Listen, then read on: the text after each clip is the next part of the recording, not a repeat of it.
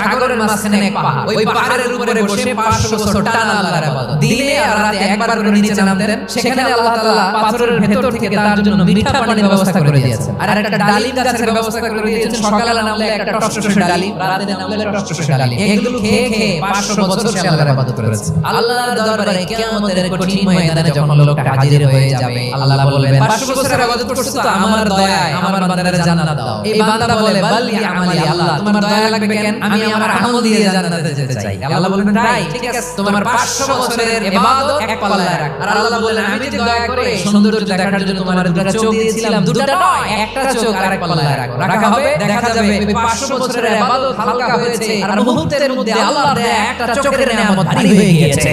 ফলাফল দেখো, হিসাব বলে তুমি এখন জাহান্নামে যাও, এবার জাহান্নামে যাও। এবার লোকটা কাচুমাচু করে বলে আল্লাহ এবার আমি বুঝতে পেরেছি তোমার দয়া ছাড়া দুনিয়ায় কেউ জান্নাতে যেতে পারবে না।